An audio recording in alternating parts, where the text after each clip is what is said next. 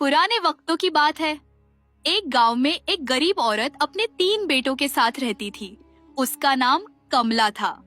वह सारा दिन दूसरों के घरों में काम करती और सिर्फ 2 वक्त की रोटी ही कमा पाती। अब वह काफी कमजोर हो गई थी, इसीलिए ज्यादा काम नहीं कर सकती थी। एक दिन कमला ने अपने तीनों बेटों मोहन, सोहन और रोहन को बुलाया और बोली, मेरे बेटों, मैं अब बूढ़ी हो चुकी हूँ और ज्यादा काम नहीं कर सकती, और अब तुम तीनों भी बड़े हो चुके हो।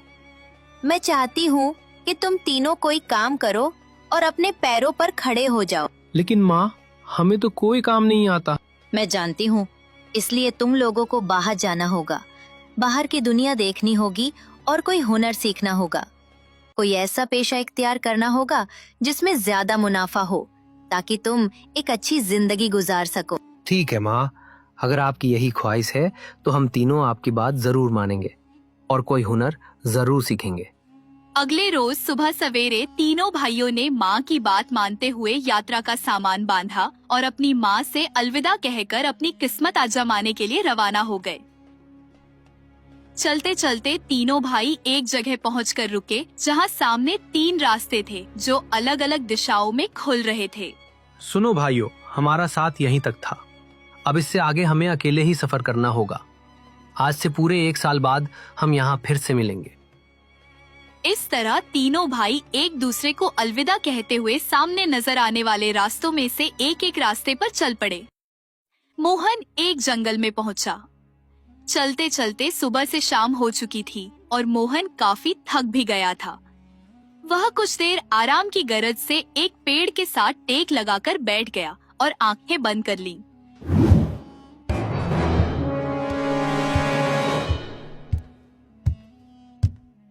सुनो लड़के, कौन हो तुम और यहाँ इस जंगल में क्या कर रहे हो? मेरा नाम मोहन है और मैं कोई हुनर सीखना चाहता हूँ।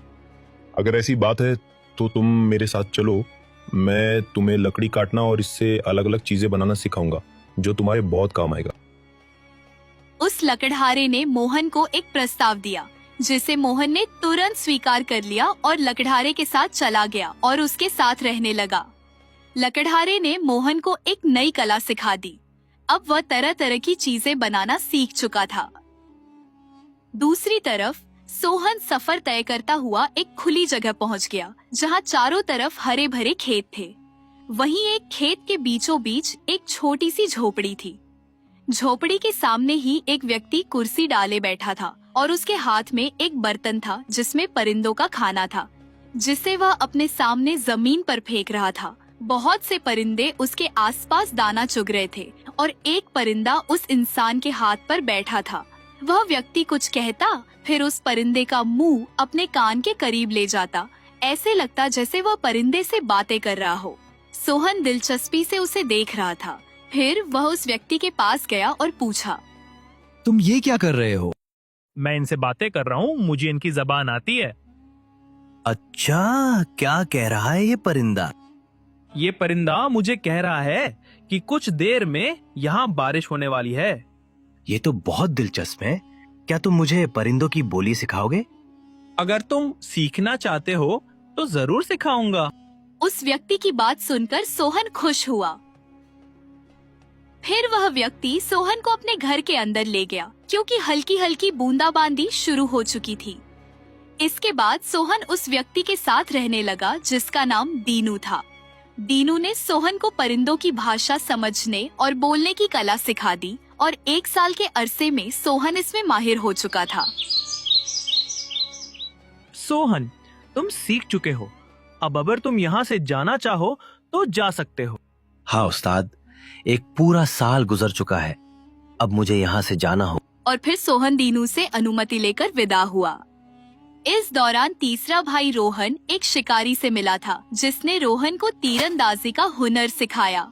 शिकारी रोज रोहन को अपने साथ शिकार पर ले जाता और जानवरों और परिंदों का निशाना लगाना सिखाता। इस तरह अब रोहन आसानी से किसी भी भागते हिरन और उड़ते परिंदे का निशाना लगा सकता था।